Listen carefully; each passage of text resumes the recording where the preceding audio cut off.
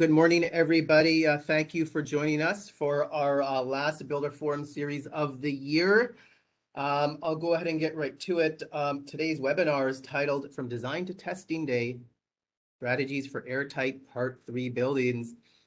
Today's lecture is brought to you by the Township of Langley Green Buildings Group and Einar Halbig, a familiar face out there in the consulting world of E3 Eco Group. And your facilitators today are Sarah Maleska, familiar face, our sustainability program specialist, Ajeen Surendran, our building energy specialist, and myself, Kevin Ramlin, the Green Buildings manager. Today, our lecture is brought to you by, of course, the Township of Langley, and our sponsor of today, it's Fortis BC. And if any of you are planning any projects and you feel that Fortis may be able to help support your project, email customdesign@fortisbc.com. That's customdesign@fortisbc.com. And of course, our educational partners, AIBC, BC Housing, PIBC, and BOBC, BOBC for your educational credits. I want to note to all on the call, this webinar, like all of them, are recorded. And if you do not want your face to be shown in the recording, please turn off your camera. Okay, let's go ahead. Okay, so our agenda for today, we'll have our familiar Green Buildings recaps and updates. There's a particularly special update here, and that's some notes on our potential step code adoption plans for coming in 2022. We have the compliance corner with Ajeen. Sarah will lead us through polling and webinar results, our survey results. Then we'll have our speaker of the day, Einar, to talk about airtightness in Part 3 buildings. And then we'll close and say bye for the year and prep for our first lecture next year in March. Note, and it looks like people are very familiar with the system. That's great. Please, yeah, and thanks, Sarah, for noting that. Please type in the chat there. The chat's right there for you. Ask questions to us, ask questions to Einar, ask questions to each other. It's meant to be, this is actually our forum, that's the Builder Forum part of this, so please chat. And if we don't get back to you either in the chat, by us typing, or Einar doesn't get a chance to get back to you verbally in the lecture, we will get back to you, within a week or so in a type of update. Okay, so let's get to it. In September, we had our last lecture, and that was on what we call Step 5 and Form. This lecture here was primarily for Part 9 buildings, and what it was about was trying to recognize as we elevate from what was Step 1, 2, and 3, where the township is, and we start looking towards Step 5, which is the end goal. We want to know how ultimately, when we're designing our home, not just about the mechanical systems, but the overall shape of the building, and how does that shape of the building impact performance? And as well, we asked the consultant, is it possible to get a Step 5, which is also called Net Zero Energy Ready or close to it, home, for relatively a no cost, or what's the barriers here to having a no cost building? And he led us through that. And I acknowledge this might be a little bit hard to see, but if you recall from our lecture here, Mark led us through a story or a tale of 3 homes. And on the left box here, you see 3 homes here. This one that I'm kind of circling, or the first one, is a relatively simple shape, or what we call a compact shape. The one right underneath this is what he called, I think, a medium shape. So relatively highly articulated. And the one on the left here that I'm circling around, I think he called that a crazy shape, or it's grossly articulated. It's very articulated. It's very complex. On the right are some very interesting data. And basically what this said is once he built to roughly Step 3, he started examining what options he has to elevate the performance of the building. In House 2, which was the medium-shaped building, he noted that under roughly, 1,500 different simulations, he was just able to get to Step 5 by a variety of different measures. In the crazy shape building, or very, very complex shape building, under probably roughly around the same amount of simulations, he tells us that he can barely enter step 4, or effectively, it's almost impossible with the typical strategies he used to come close to step 5. Or in other words, form matters.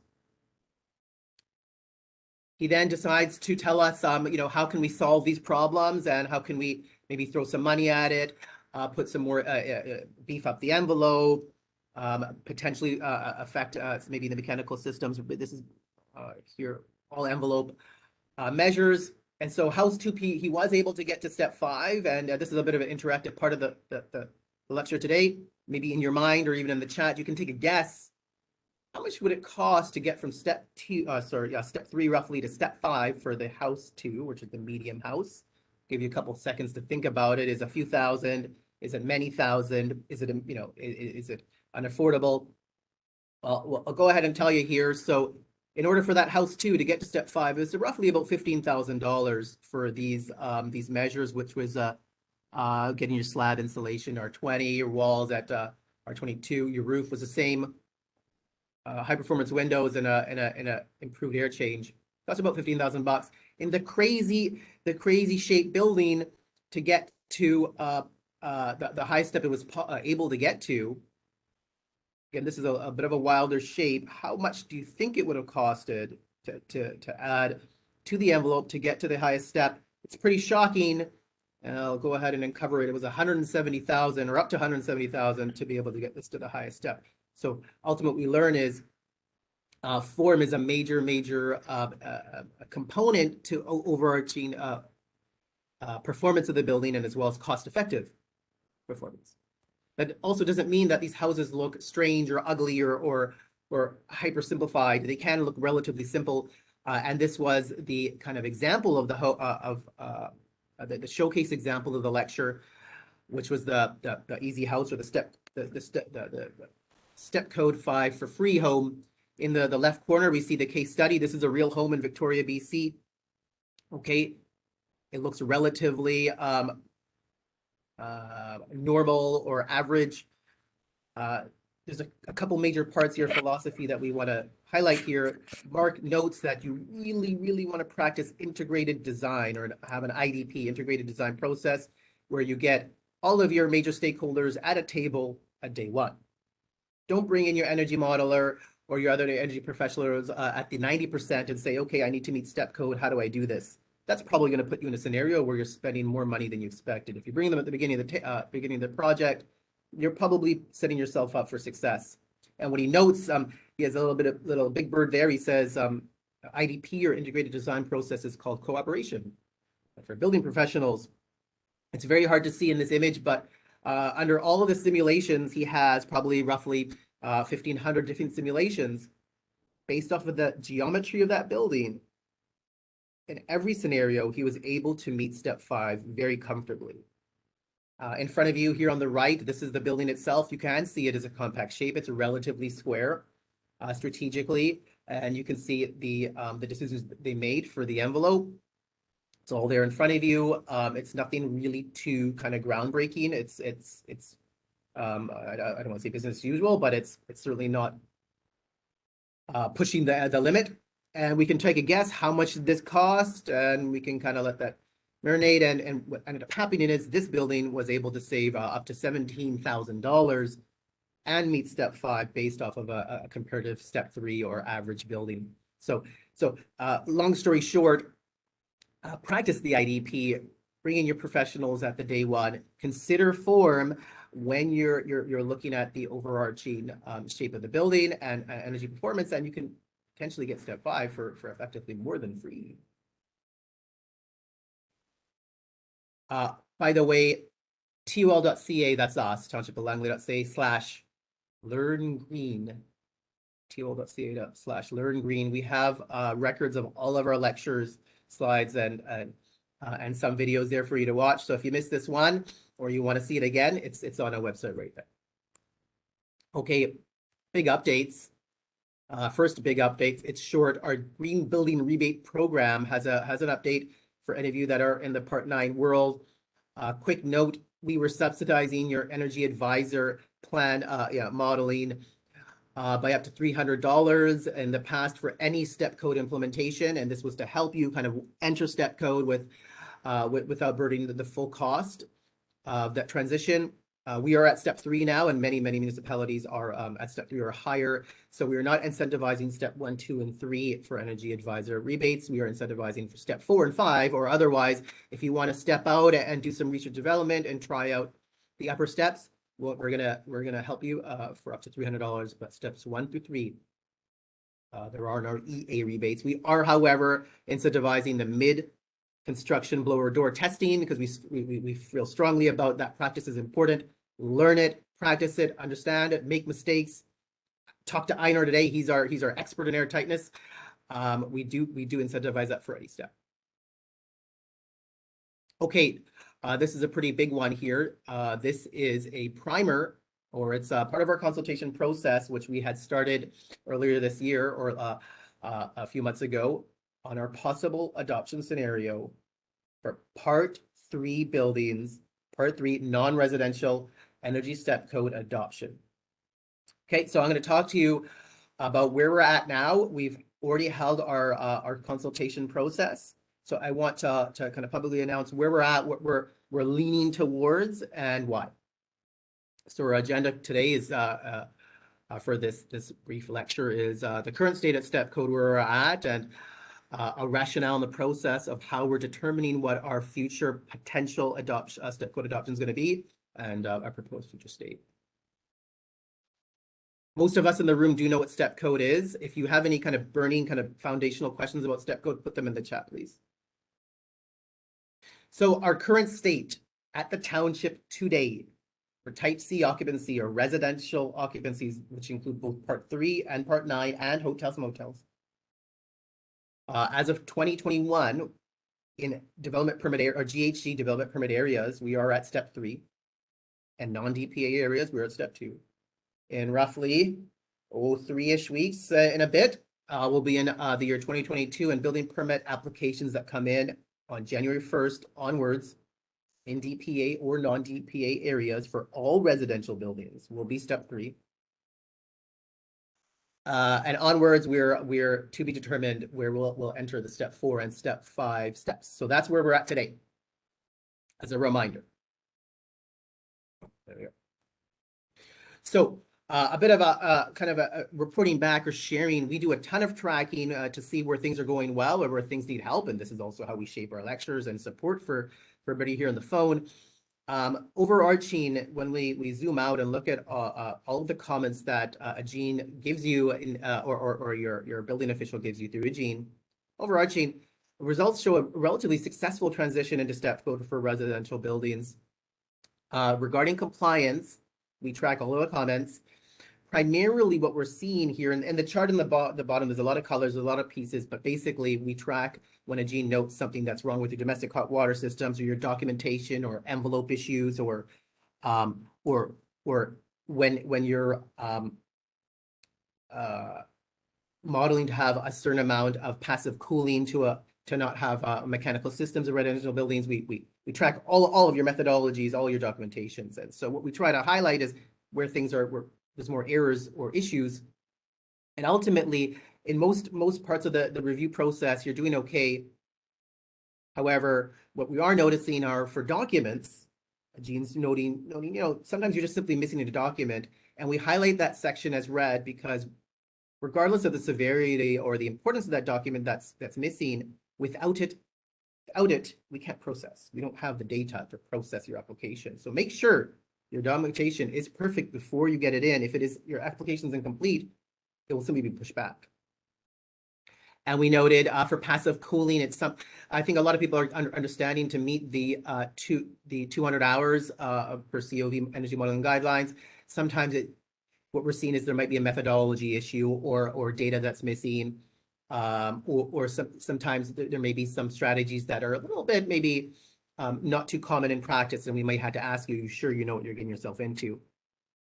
Otherwise, solutions are generally manageable. So this is where we're at today for residential. Here's a really cool stat I wanted to share with you. It's our current state for final submissions. This is only what are basically occupied. This does not include building permits in process. For all residential buildings, industry is doing well. So good job, everybody. I'm very happy to say that out of all of the building permit applications we got, which is roughly 384 that were subject to step code, either by willingness or it just happened that way, 34% of all building permits ended up being above their required step. So if you were required to be step 1 or 2 or something like that, you came in at 3 or even 4 or whatever it may have been. So that's great. People are obviously eager. The people are doing their homework. People are practicing. People are asking questions. So this is what we're seeing there out in market. As well as what we're seeing in the meantime, which is not in this chart because they're not occupied or we have not received final, but the applications Ajeen is processing in many incidences where you may be meeting step 3, great, and that's the requirement. We still see a large buffer, which is great. So people are, they're doing well. You're doing well, so that's great. And in summary, long story short, we have roughly 384 building permits, and in the end, we have 925 dwelling units or homes that are built to the step code, which are more comfortable, which have better air quality, which will have lower operating costs and all the other good stuff for step code. So that's great. Okay, so moving on. So that's all about residential adoption. So what about today? What we're really highlighting is part 3 non-residential step code adoption. This chart in front of you is a summary of it's relatively complete unless another municipality has adopted in the last couple months. It shows us where's everybody at in terms of part 3 non-residential adoption. There's many municipalities here, so kind of me summarizing what's in front of you. The majority of municipalities have already adopted step 2 for part 3 non-residential buildings. Some are, as of 2022, some have already adopted step 3, which is the final step in 2022. A few municipalities are targeting step 3 for 2025. And a few municipalities have certain rezoning requirements for step 2 or 3. So by and large, between 2022 and 2025, we see a lot of people at step 2 and 3 and going towards step 3. So this should be kind of a signal to maintain some alignment throughout the region where we will be going. And for any other questions or details on this, put in the chat or send a question and we'll be happy to chat about this. Okay, so rationale around step code adoption, I think a lot of us are already there, but effectively in the township and province, we are going for energy efficiency and emissions reductions. And here in the township, we did adopt the climate action strategy, which is very aggressive. It's primarily focusing on emissions reductions and energy reductions and many other aspects of sustainability. Continuing our step code adoption throughout other building types is directly in line with our commitments to the public. We did a very comprehensive study into the otherwise operational adjustments, recommendations, and best practices of other municipalities who have implemented a non-residential step code in their municipalities. You want to say, okay, before we do it, before we adopt, what's our partners? What are our other municipalities doing? What were their experiences? Can we learn from this and adopt that and integrate that into our adoption process? We have a very comprehensive report and it's hosted publicly on our website. This study wanted to look at best practices and did a series of surveys with municipal staff throughout the region and as well as builders. And this was meant to inform how we would adopt or create our policy. This is available on rtl.ca/build green. Further to our operational review of what others are doing and learning from best practices, we wanted to do a technical analysis on in the context of the Township of Langley and where we see how many buildings we're building and what types of buildings we're building, how much GHGs are we actually saving? What are the numbers? What we ended up seeing here is in a very conservative approach, we saw that there were still very significant greenhouse gas emission reductions. There's significant energy reductions, and as well as by and large, step code part 3 non-residential fully supports our council goals. What we see here is 2050 is kind of one of the longer reaching major targets for everybody here in BC. We find ourselves with a 69% GHG reduction. I will fully acknowledge that the target is effectively 0% for new buildings, or there's 100% reduction in GHG. So what does this tell us? Step code alone by itself today will not meet our end goal targets. So this can mean other building types will need to accommodate, or will we need further policies or strategies to help us meet our overarching goals. We held a series of consultation marketing throughout the year to notify the public and builders of our upcoming consultation, which happened in September. We noted through multiple building forum series events that we will be doing consultation. We sent some emails out, notices to the Urban Development Institute of our what's going on, and some newsletters, and as well as a final notice out to the public again on a builder forum series to extend the consultation to anybody who wished to learn more about it and have a chance to provide feedback. Our consultation happened in September 2021. It was a phone consultation. It was meant to be rather short, just to make it easy for anybody to attend, but the consultation we had was quite long because it was quite detailed, and that was great. Our stakeholders were interested. We talked about technical details, some of what we talked about today. We offered some questions to our audience, and as well as any open feedback or anything they wish to talk about, we would take those notes. Today, here is our next consultation event where we're notifying you of the potential adoption scenario, and there will be more to follow. I want to note to you which buildings are a part of how we're defining P3 non-residential buildings. It's all here in front of us, but effectively on the BC section 10.2.3.3, tables A through F, which includes schools other than colleges, libraries, colleges, rec centers, hospitals and care centers. As of today, there's only one step. It's step 1. They will be all proposed to be step 1. Table 10.2.33, I and J, which are a bit more familiar buildings. They're offices and other business and personal service or mercantile or otherwise commercial buildings, retail. These are also included.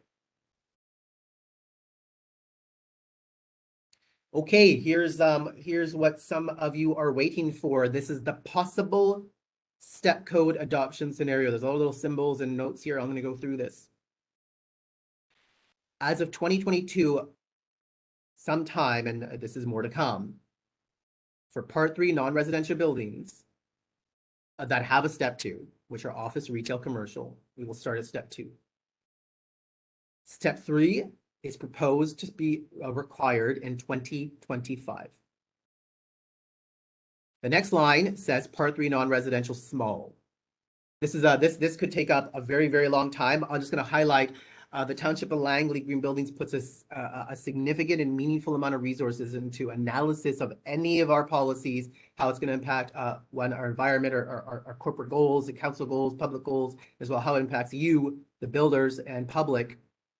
And through experience of actual projects and a detailed analysis, what we noticed were very small, and for some of you on the phone, you may not ever be building or a part of very small part 3 non-residential buildings, but if you have, or you just or you're part of those, what we found was for very small, and I won't define this today, for very small buildings, we're finding a significant and meaningful added degree of measures to meet step code. So as an effort to support industry to continue to learn and grow with step code, we are proposing to start at step 1 for part 3 small buildings. More is to come on how that's defined. For the upper steps, or further steps, sorry, to that category of buildings in 2025, it's to be determined. Part 3 A and B occupancy, those are those more special buildings like hospitals, care centers, schools. 10.2.3.3 A through F, I believe it was.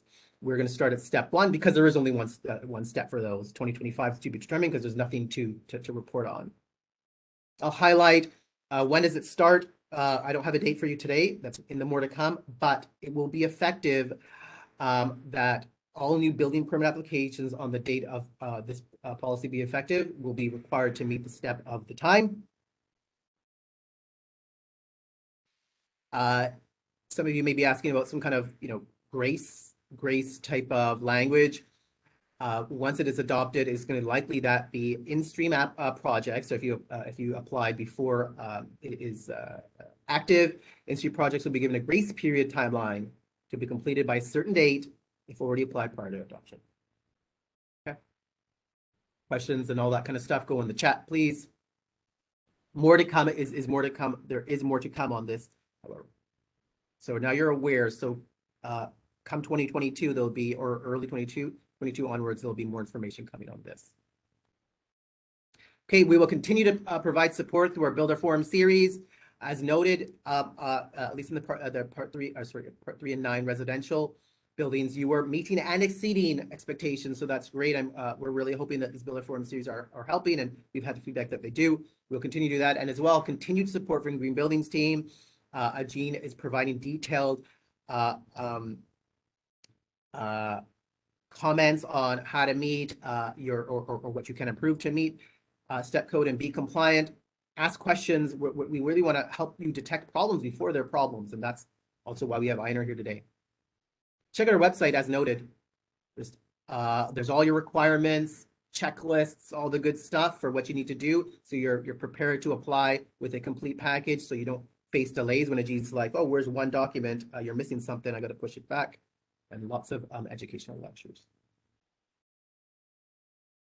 Okay, thanks, gang. Again, questions hey, we'll do it via chat. I'm going to hand it over to Ajeen. Hey, Kevin. There's a question for you in the chat. Sure. So any plan to introduce GHGI targets on top of the step code with the view of forcing down operational emissions in new buildings? Step code, this person thinks, is of limited value if you continue to let all space heating and service water heating by gas. So looking for a GHGI maybe. Okay, thanks for that. I'll kind of note the quick answers. More to come on that in future months. I'll highlight today, and I can't give too much details because we really don't have a lot, but the province is working on a GHG related policy tool offered to all municipalities or AHJs. So this is being developed, and in partnership with municipalities, including the township. We do attend all these meetings and offer feedback to how it can work for us. So the province is working on that, and I can highlight that it is directly in line with our municipal goals to reduce GHGs in the township. So you should not be surprised that we will be announcing that we will potentially be using that tool in the near future when it's available. So that's all as much as I can give you. But I think that kind of answers your question. Any other burning questions before we hand it off to Ajeen? Sorry, Sarah, I can't see the chat. If I do, I'm going to lose my screen. So yeah, I don't see any more questions here. Okay, okay. Well, thanks everybody. I'm going to kind of stop talking for now. We'll pass it to Ajeen. Hey, morning all. Thanks, Kevin. Sarah, can you make me the presenter? Yes. Are you gonna share your slides? Yeah. Okay. Make presenter. There. Okay.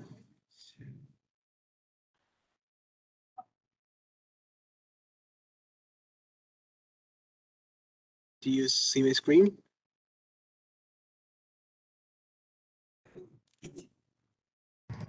Yeah. Looks good. Okay. So yeah, let me just get something sorted here.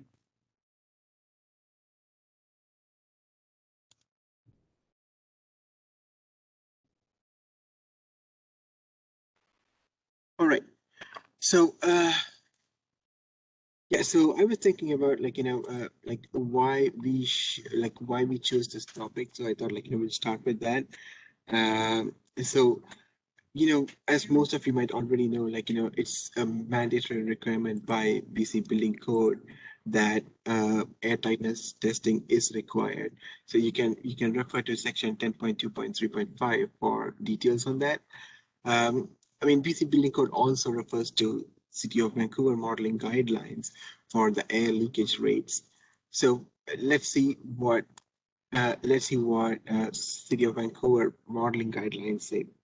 So Vancouver modeling guidelines, if you're a modeler, yeah, you're pretty familiar with 0.2 liter per second meter square at operating pressure. So what City of Vancouver says is use this number as a fixed input, and you can run your models. Now, one thing you have to note here is that 0.2 liter per second is not a target; it's an input to the model.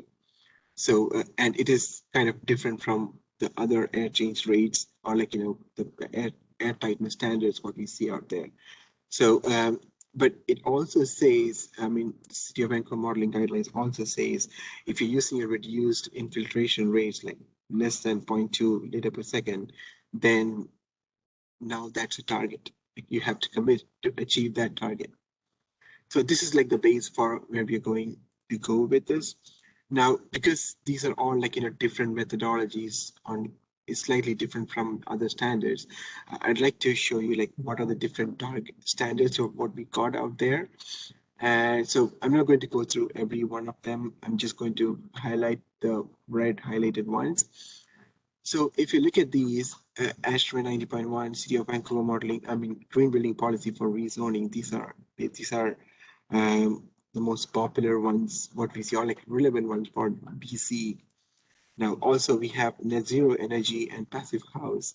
So if you look at the units here, they are different from what the City of Vancouver modeling guideline gives. So ASHRAE 90.1 and City of Vancouver says uh, it's like for the whole building, it should be 2 liter per second per meter square at 75 pascals. Now, at the same time, many of the partner and folks in the call might be able to relate to net zero and passive house because that's very similar to what you are pretty much in, like, with your experience, like air change rates at 50 pascals. So this one is equivalent to step 5, net zero energy. One air change rate at 50 pascals is equivalent to step 5. Now, because we have all these different standards, it's kind of hard to compare, like, or like to scale it, like what do you mean by 2 liter per second, right? So what we are going to do is here is that like we're going to convert all of these different standards to one single unit and let's see where it goes, right? So to get to convert these standards, what we need is we need like some actual buildings, or maybe what I mean is like we need a building area, volume, and like a wall area. So air leakage rate, it depends on the volume of the building and the building envelope area. So it always changes. Now, I mean, it's not, for example, if it's like I'm modeling one building or like I'm designing one building, it might have a different requirement, like 0.2 liter per second would be converted to a different number, whereas like one of you are doing, it might be having a different number. So it's not always the same. Now, I'd like to take this moment to give a big shout out to Dao Jiang from City of Surrey, because he actually shared some really important test rates, like test results that was done in October 2019. Now, I do understand it's 2019, it's been 2 years. People have got over it. Like, the industry is doing pretty good with air tightness right now. Like, so maybe the results recently might be much better, but who knows? Like, Einar might be able to share that. So these are just for comparison. This is where we landed. Like, these are 4 different buildings were tested. So for one of them is like high rise. It's a 27 story. Mid-rise is a 13-story, and MERB is a 6-story, and the low-rise is a 3-story. So the orange line represents the vertical facade to floor area ratio. So that's basically the building envelope area by the floor area.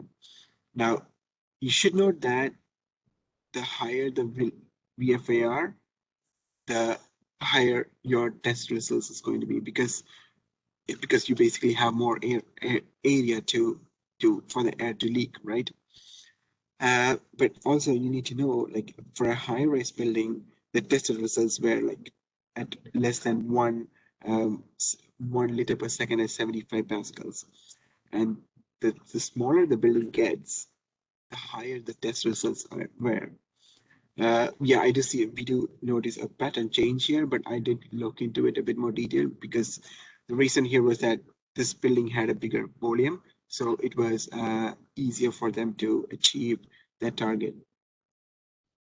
Now, let's get into the results. So, what this is a busy chart. I understand that, and I want to simplify it for you. What we have done here is that we have all the different standards. And if one of those buildings that was shown in the previous slide were to meet one of those standards, how would it perform? Like what would be the comparison compared to 0.2 liter per second per meter as per COV guidelines, modeling guidelines? Now these colored charts represents each building. Blue one is a high rise, orange is the 13-story mid rise, and then 6-story is the MERP, and then yellow is the low rise.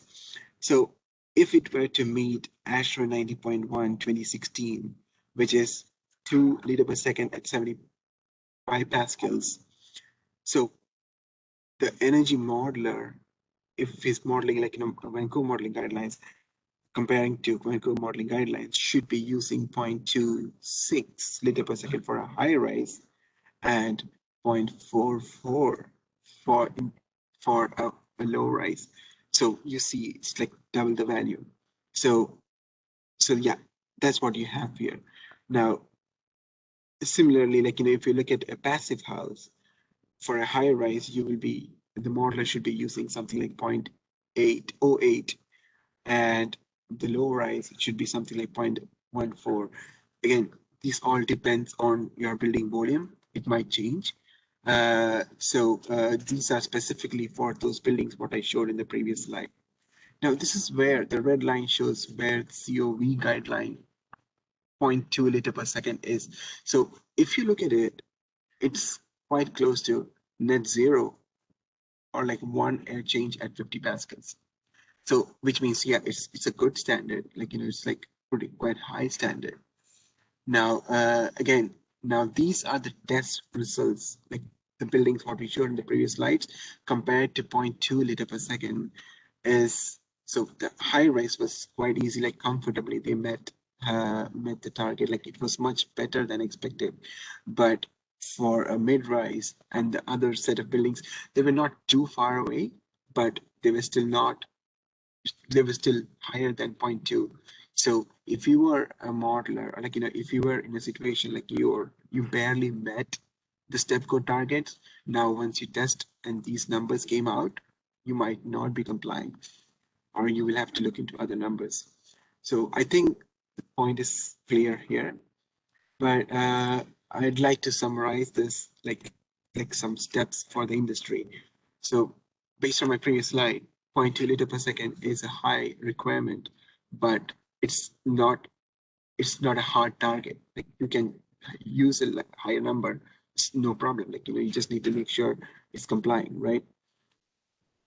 Modelers may allow for additional buffer. So here, like if you're a modeler, maybe you can do the calculations and say, hey, building envelope consultant, this is the air 75 liter per second at 75 pascals. Are you able to meet it? If not, maybe you can have a buffer, like say instead of meeting a step 2 with 45, like 44 30, maybe you should give an enough buffer of 35 or something like that, so that at least in the future, like if you have a problem, then you are safe. You will be still complying with step 2. Now, again, 0.2 liter per second is not achievable, but the builder should be careful and you should plan for it. Like, it's not like a cakewalk. You need to plan for it. The last one, yes, that's why I just like told you, like, builder should plan very early, and like you need to coordinate a team. I think Einar will be going through the details of that particular strategies and based on his experience, and he's going to share some test results too. So I'm going to hand it over to Sarah from here, and that's it. Thank you from me. Happy holidays. Thanks, Ajeen. Kevin, can you share the presentation slides? Okay, I'm going to open up the poll first, so we can do that. Oh, I need to make myself this is kind of funny. I need to make myself the presenter in order to share the poll. So I'll just go over this first. So this is what we heard from you at our September 7th Builder Forum series on Step 5 and Form. I'm just going to quickly go over some of the highlights. So in general, similar satisfaction rates as past webinars. Some of the comments that we want to highlight where someone said upper steps are viable through proper integration of energy strategies early in the design process. Someone said, I learned from the presentation that step 4 and 5 is not that difficult to achieve with thoughtful design. Emphasis on the thoughtful design. Boxes are beautiful. Some of your comments make us laugh, but it's good to see everyone absorbing the ideas. And then, yeah, simple shape of building matters. And we usually have a couple comments saying more education. So here we are. We also had an interesting question. How often are you part of an IDP? 27% of you said frequently, 47% said sometimes. So that's quite a bit. And then 11% said rarely, 6% said never. So still a few people that need to get into an IDP for their projects. And then how important, just jumping back to the middle, how important is the building's overall shape to your customers? I guess 89% said important or very important, and that is to be expected. Most people care what their home looks like on the outside. Okay, I'm going to make myself the presenter, and then I can share the poll with you. So let's do the poll. Opening the poll. Okay, so unfortunately, if you aren't from, or you're not on a computer, it might not work for you. So I'm opening the poll now. We have 4 questions. I think the poll is open for 3 minutes, but I might close it early depending on if it slows down before then. So where are you joining us from? We have Langley, elsewhere in the Lower Mainland, elsewhere in BC, and outside of BC, and if you feel comfortable, you can enter your location in the chat. What is your main profession? Got a few options there. Feel free to enter yours in the chat if it's not there. And then, have you ever been involved? I can't say the end of the question, but I think it's like airtightness testing, maybe for Part 3 buildings. So you're answering that, and how have you been involved? So we have a few different options, and then you can also enter your response in the chat if you like. Okay, so we have 47 of you have finished. Some people still doing it. 20 of you still filling it out. So I'll just wait. I say 30 more seconds, and then we can take a quick look at the results, and Kevin will then introduce Einar. So we have 10 still filling it out.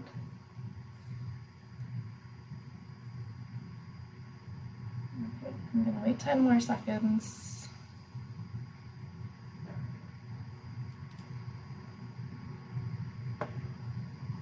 We have 5 people still filling it out. Give you 3 seconds. 3, 2, 1. Okay, closing poll. Oh, and then it gives 20 seconds when I click close. Sorry, I haven't done this. This is the second time I've done this. So yeah, polling results, it looks like most people are actually elsewhere in the Lower Mainland, which is interesting.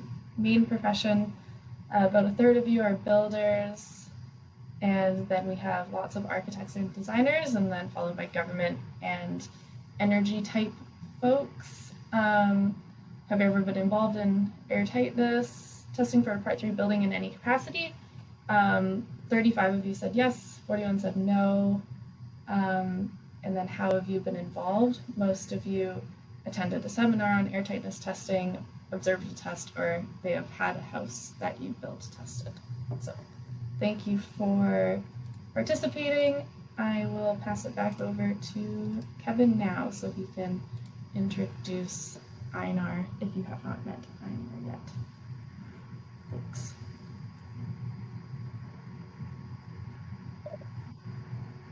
Okay, gang, so we're off to the meat of the lecture today.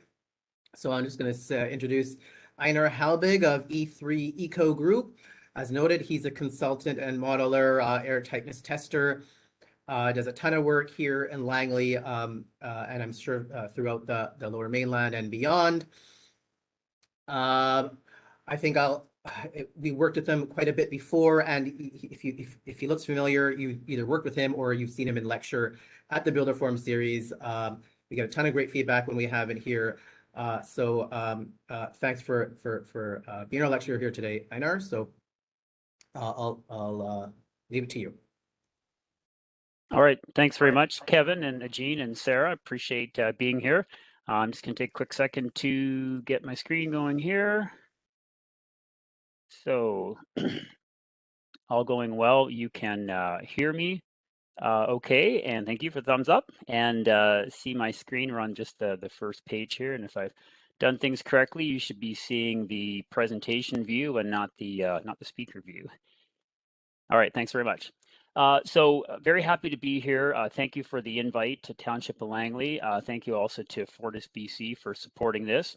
I have way too much information to cover in the next not quite hour or so. So I'll try and go through this very quickly. Please bear in mind that Township of Langley will have the full slides available afterwards. So you can definitely access this information through their website. So a little bit about myself, just to start with. I've been around the industry for about 25 years, dealing with primarily residential buildings, Part 9 and into Part 3 as well. And last 3 or 4 years, we've been getting more and more into large building testing. So we've really enjoyed the opportunity to work with builders and architects and envelope engineers and also trades, all the people we're going to be talking about today. And we're learning a number of things, and this is an opportunity for me to try and share some information that hopefully you will find helpful. Again, it's a lot of information. We're going to touch on a lot of different things, so please look for the slides afterwards.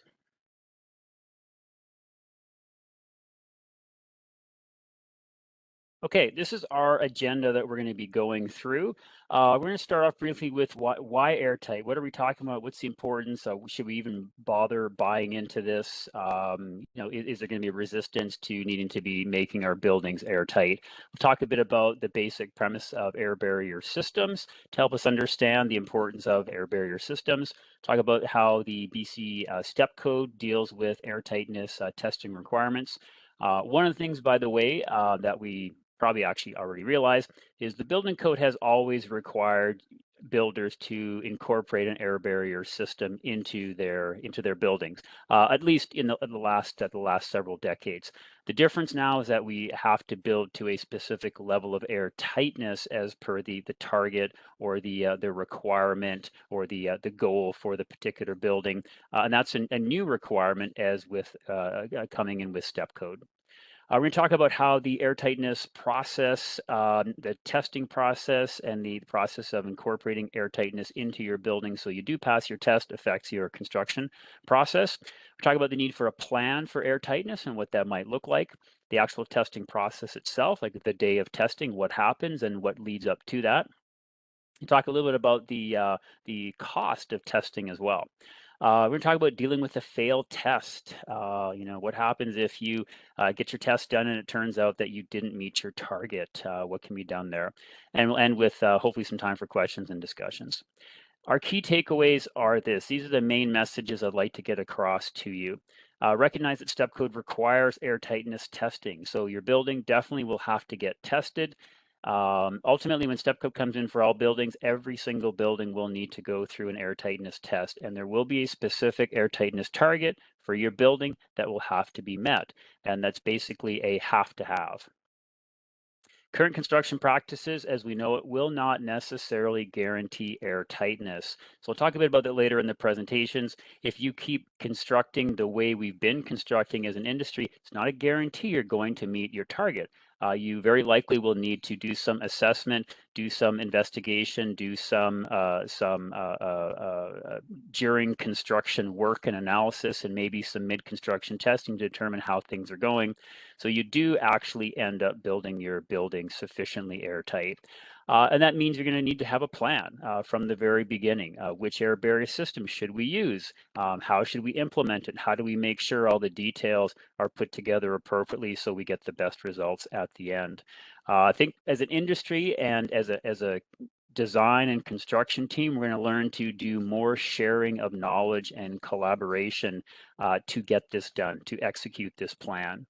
I'll talk a bit about performing mid-construction testing to check your progress. So this is something that is an option. It is an optional part. It's not required by step code, but please bear it in mind. You can talk to your airtightness testing consultant and engage that person, that company, for mid-construction testing in a small scale or a large scale, so that you can get an idea of how things are going as you're building the building, and you don't have to wait until the very end to find out how tight your construction practices are.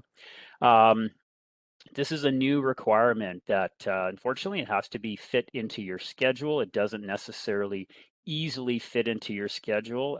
It does take some time. It will provide or create some disruption to your construction practice. To do these steps along the way, develop, incorporate your plan, execute your plan, and then the testing at the end. And of course, there are costs to all this as well. Another last key takeaway, or second last key takeaway, is failure is not an option. This is part of the code. So meeting a step code target automatically means you are going to have an airtightness target of some sort. And that target has to be met. Otherwise, your other step code targets are not met, and you are not in compliance with code. And that has the same potential implications as not being in code, meeting code with other items are. Your municipality is not obligated to provide you with your occupancy permit if you don't meet all the requirements of code. Okay. Another key takeaway, the last one, is that mastering airtightness is actually a good thing. This is a beneficial thing. Not only can you meet your step code targets, including your airtightness target, but the tighter you build, and the tighter you build reliably, and I guess reliably, the more you can leverage that. You can leverage that as an advantage to your future buildings. And by that, I mean you can direct your energy modeler to say, look, we're comfortable going for a tighter airtightness level that will improve the performance of the building. That will actually help to bring down the TEDI and the TUI, and those are the two Part 3 building step code targets that you have to show compliance with, and those numbers are going to be coming down. So if you learn to build more airtight and you can comfortably and reliably achieve that, it's a way you can leverage greater performance as you need to meet higher step code levels in the future. So why airtight? So first of all, let's talk quickly about, are we actually talking airtight? Is it going to be 100% airtight? And the answer is no. No building is 100% airtight. There's always some leakage somewhere. The goal is to control air leakage as much as possible. Basically, we don't want leaky buildings. Now, by leaky buildings, we're talking about air leakage, uncontrolled, undesirable air leakage through the envelope, leakage around penetrations. This is not the same as ventilation. So air leakage is undesirable because it's not controlled. It's bad. Ventilation is basically, it's controlled. Think about controlled rates and delivery and location of fresh air in and exhaust air out. That's good. So air leakage is very different from ventilation. Ideally, we would want a very airtight building or air snug building with a very good ventilation system, and that's basically what's required by code now. So that's the ideal recipe. Why are we trying to strive for higher levels of airtightness? Tighter buildings provide lots of benefits. They conserve energy. They in turn reduce GHG emissions. They improve the comfort of the occupants. If you live or work in a more airtight building, you will literally be more comfortable, notice less drafts. It's easier for the building to maintain its temperature. It even helps in summer when we get the hot temperatures, etc. It helps improve air quality. It helps your ventilation system work better. The tighter your building is, the more of the fresh air and ventilation air has to go through the ventilation system, and therefore it can be controlled. So buildings perform better when they're built more airtight. Even things like keeping water out, which is very, very important in buildings, keeping moisture out of our envelope, that is aided by greater levels of air tightness. So tighter buildings can literally last longer because they are more durable. We're going to learn that local buildings are actually not very airtight unless they have a very specific aggressive target to achieve, and unless the builder is on board with a plan to execute that. And the example we're going to see a few times show it coming up is passive house buildings. We all know that's a very tight level of construction, and builders that build those buildings, they're on board and they get educated, and they're fully aware they have to have a plan for airtightness and they have to execute that. But generally, local buildings, if they're not targeting passive house, they're generally not very airtight. There's lots of room for improvement.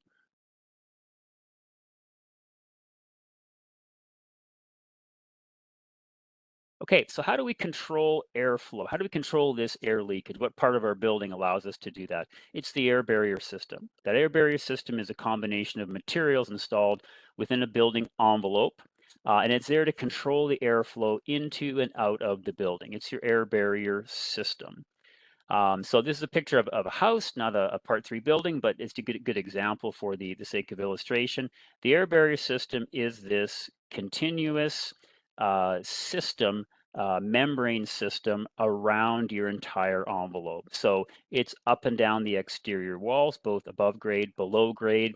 It's incorporated into your foundation basement system if you got a heated basement, and it's incorporated into your ceiling or your roof system, depending on exactly where your air barrier and your boundary between conditioned and unconditioned space is. So seems pretty simple. It's just this line around the building. But the challenge is, as we'll see, there's a lot of different materials, a lot of different people involved. That's why buildings don't automatically get super airtight. This air barrier system has to do a number of things. It's a pretty complicated system. It has to tick these boxes. It has to obviously stop airflow. That's why it's called an air barrier. It has to be continuous over the entire building enclosure, including the ceiling, including the foundation system. It has to be structurally supported because wind and air pressure is going to act back and forth on you. You don't want it to get damaged. It has to be able to withstand the forces that may act upon them during and after construction, including people working in and around those materials that could inadvertently damage them. It has to last for not just the construction process, but the entire lifespan of the building. So the materials you put in today, they need to still be there doing their job, connecting to all the other parts in 10, 20, 30, 40, 50, 100 years. So it's a few little visuals to indicate some of the things that are listed on the left-hand side there. Okay, so stiff, strong, continuous, and airtight. Gets pretty complicated. Some examples, air barrier materials. Here are some examples we might be used to for Part 9 buildings. They can be also used in at least smaller Part 3 buildings, depending on what your envelope engineer and your architect deems is appropriate for your building. Then there's other materials like peel and stick or spray-on materials that are used for larger buildings. We use a lot of concrete as our air barrier system. Suspended subfloors, concrete structure in high-rise buildings, etc. Windows and doors factor in. This is another actually shot from a Part 9 building, but could very easily apply to some low-rise apartment buildings, wood frame apartment buildings. And the air barrier systems here, you identify obviously the poly. You can see the blue blocks of rigid foam insulation in between the floor joists above, sealed with an orange spray foam. The windows and the doors, they are part of the air barrier system. The spray foam or the rod and caulk around the windows and doors, that's part of the air barrier system. What you might not think about is certain of these framing members are part of the air barrier system. So for example, the top plate, where you can see that horizontal line of acoustic sealant, the top plate provides structural support for the air barrier system.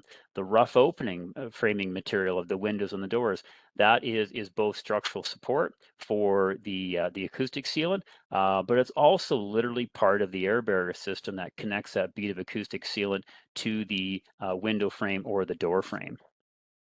And you can also recognize that there's a number of different trades that are installing these different materials, and we'll talk more about the challenges of that coming up. Even something like this, oh, it's just an electrical box. Oh, I recognize it's an airtight electrical box. It's not quite as simple as that. Just because you have a installed airtight electrical box doesn't mean you're all finished. For example, how are the wires that come into the back of the box or the top or bottom of the box behind the poly, behind the insulation? How well sealed are they as they go into the box? That depends on the electrician, or that depends on whoever might come afterwards and apply a little bit of sealant if there is a hole that's been created in the gasket in the back of the box. Is that box perfectly aligned so when the drywall is installed, the drywall can push the poly into that gasket? If the drywaller, for some reason, misses the box with his rotozip tool and has to kind of hunt around to find it, or sets the rotozip tool bit a little bit deep and damages that gasket or even the plastic flange behind it, that can disrupt the air barrier system. So even something seemingly simple like this has some complicated implications. Then getting into fancier buildings, bigger buildings, more airtight buildings, you could go to a whole different system. So over on the left here, you can actually see the air barrier system. It mainly comprises of this 3M peel and stick material you can see on the exterior, as well as those windows. And there are other things. For example, you can see in the foreground, in the left-hand side picture, you can see the suspended slab. That's actually going to be incorporated as part of the air barrier system under that part of the building over the front entry. So this stuff is going to get hidden behind the cladding that you can see in the finished building or almost finished building on the right-hand side. But those are the materials, and that's the system we're actually testing when we're doing our large building air leakage tests. Mechanical systems are important as well. And this is actually becoming particularly important because if we go back a step here, if this were a residential building with 15, 20 different suites in it, well, each of those suites very likely will have an ERV or an HRV in it. And we can see from this picture, there's a number of penetrations associated with that. Each of those ERVs or HRVs is going to need an input and an intake and an exhaust leading to the exterior somehow. So if you've got a building like this and if it had 15 suites in it, you have 30 additional HVAC penetrations through the envelope. So it's not just about your windows and doors. It's not just about the peel and stick or the poly or whatever covers most of your walls and your ceiling. It's also about all those HVAC penetrations for ventilation. So this starts to lead us to a list of the challenges of air barrier systems. So one challenge is there is no single air barrier trade. If we think back to some of the photos we just looked at, we can recognize, well, a different person is going to install the poly compared to the windows, compared to the spray foam, compared to the exterior peel and stick, compared to the HVAC system and the ductwork running through the building. So there's a number of different trades that are involved or implicated in the success of your air barrier system. And all those trades, they need good drawing details to follow and good site instructions, which isn't always there because it hasn't been a thing yet. We haven't had to meet airtightness targets. But now that we're moving rapidly in that direction, I think this is an industry change that we're going to start to see. And we're already starting to see it on projects. The trades will have meetings with trades, sort of almost like an IDP for air barrier systems with the construction, the design crew team, and the trades will have great questions, very knowledgeable questions about certain details, and they're looking for more information. And then the architect and the envelope engineer, and maybe with some feedback from the site super, they can go off and produce those drawing details, and now everybody knows what the plan is for that particular assembly or that particular penetration. So no single air barrier trade. Trades need better drawing details to follow and good site instructions. Different portions of the air barrier installed by different trades at different times, and different trades may have different levels of understanding of how they fit into the air barrier system, or how important it is, or even what the air barrier system is for this particular building that they're working on. There's always the risk of damage for whatever reason, by accident. Someone cuts something, damages something. Maybe previously we'd think, well, no big deal. It's going to be hidden behind the drywall. It's never been an issue before. Now that type of thing is going to be an issue because it's going to show up in the testing. It's very easy to miss problems during visual checks. We do lots of visual checks. We don't rely on just visual checks to determine how well things are going. We rely on actual testing because you can miss a lot of things with just visual checks. Despite all those challenges, we still need to meet our airtightness targets. Again, failure is not an option. We have to be able to demonstrate that we're building those buildings appropriately airtight. And we demonstrate this by testing. So in the past, we've been used to maybe our architect, maybe our building official coming out and doing a visual check of the air barrier details and saying, yeah, everything looks good. Go ahead and drywall. Go ahead and put on your exterior cladding if you're using an exterior air barrier system. That is no longer going to suffice for step code projects. The way you're going to pass your airtightness testing or airtightness target requirements for step code is through testing. So very likely you have seen, maybe you've experienced in your own company, an energy advisor or some type of airtightness testing person coming and doing your house, your townhouse.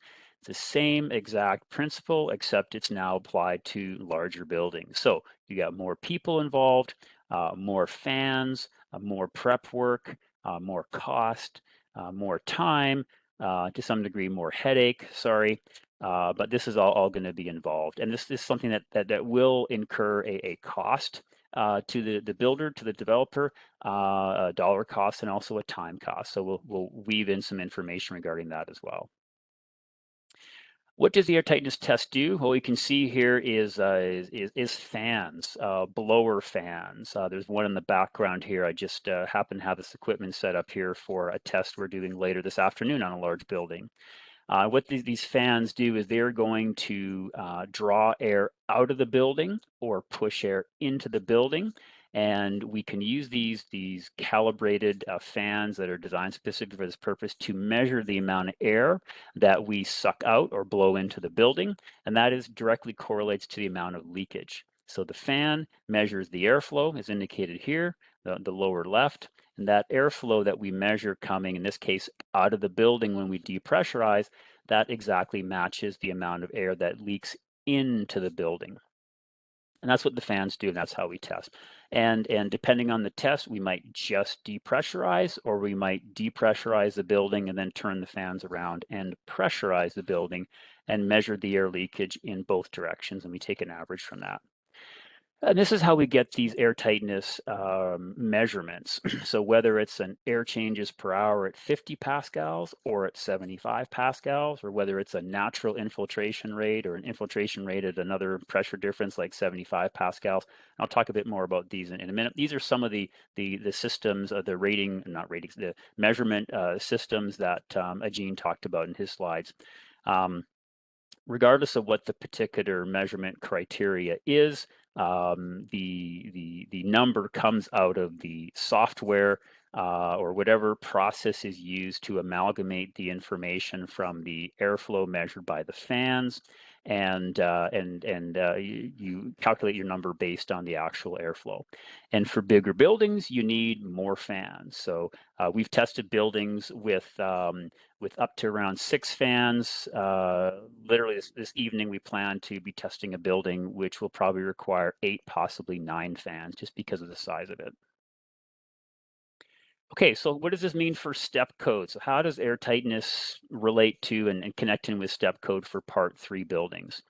So just quickly, for Part 9 buildings, it's maybe more clear because for Part 9 buildings, you probably know that for each of the 5 step code levels, or actually each of the 4 step code levels, except for step 1, there's a specific airtightness target that Part 9 buildings need to achieve. So it's a lot more clear with Part 9 buildings.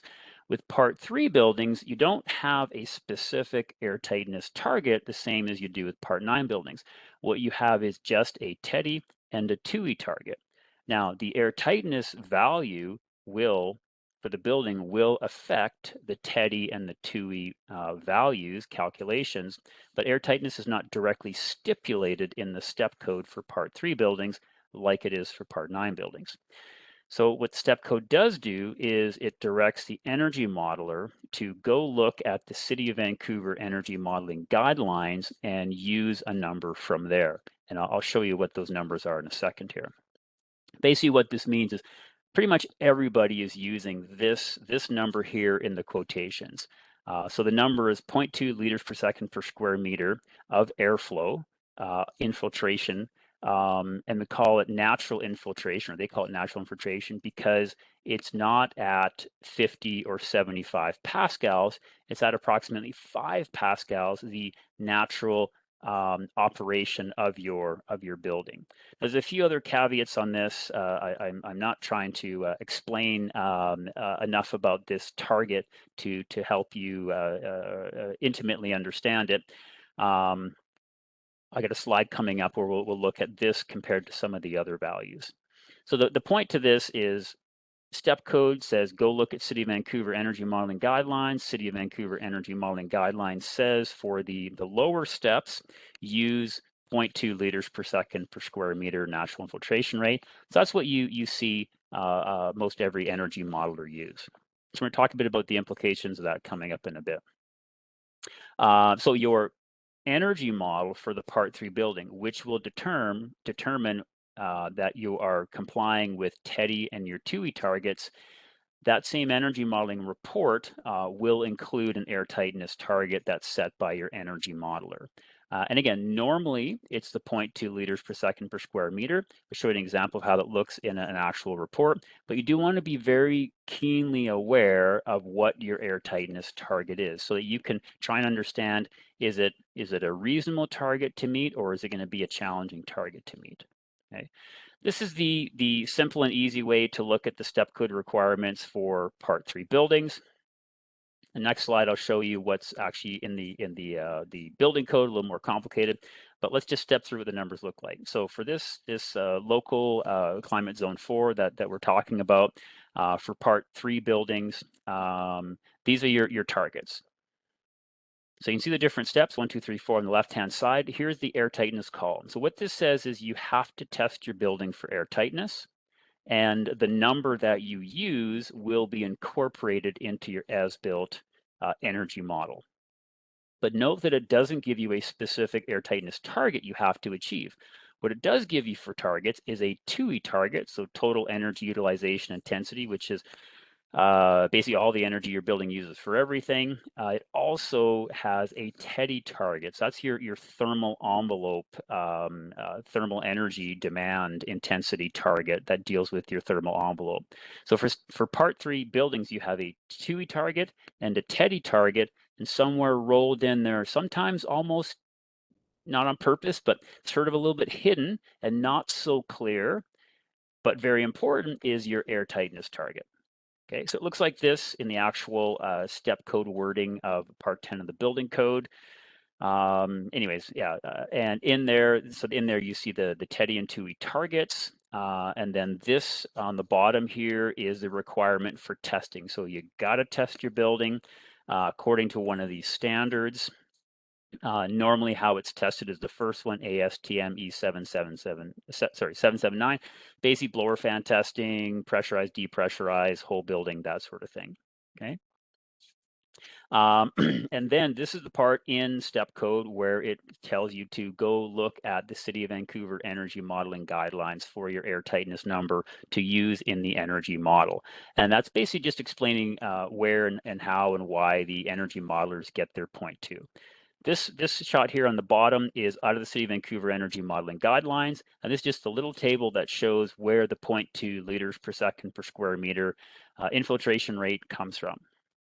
Now, one thing you can sort of piece together with this is, if you look at the numbers near the bottom in that table out of City of Vancouver guidelines, is for the lower steps, which correspond to the higher TEDI targets, the City of Vancouver and therefore step code directs the energy modeler to use this 0.2 liters per second per square meter. But then as you can see, as you step down that little table there, when you get to higher step code levels, which will require lower TEDI values, the City of Vancouver guidelines are stipulating that a tighter or lower infiltration rate is used. So as Ajeen talked about, and I'm going to summarize this a little bit coming up as well, we're going to find out that the 0.2 liters per second per square meter infiltration rate is already pretty snug. In fact, it's absolutely no guarantee that the way we continue to build buildings right now is going to get every building to 0.2. But the future, according to this little table here on the very bottom of the page, the future is that we are going to have to model our buildings with even tighter targets and then achieve those tighter targets. So when we get to higher levels of step code, all of a sudden your energy models will start cutting your air leakage in half. And they'll be going from 0.2 to 0.1 and eventually to 0.05, at least as a guideline. So that's where things are going. So the point to that is, if for some reason you're struggling to hit 0.2 today, you definitely want to have a plan to be able to literally make your building twice as tight in the future when you have to meet higher step code levels. So all of this wraps around the idea of understanding the energy modeling report. This is the recipe of how you have to build your building to comply with your step code targets. The TEDI target, the TUI target, and somewhere rolled in there is an air tightness target. So a typical energy modeling report from your energy modeler will have a table or some type of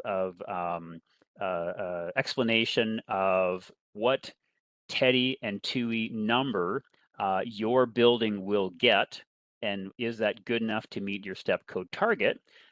Something like this here. So here you see TEDI, TUI, what I need to meet for step 2 in this case, and the numbers, the TEDI and TUI numbers that my proposed building is going to get according to the construction recipe laid out in my energy modeling report. And then, yes, my proposed building has lower numbers than my requirements for step 2, so that's how I comply. You don't see the air tightness target directly here. Where you do see it is often buried in the details of the construction recipe.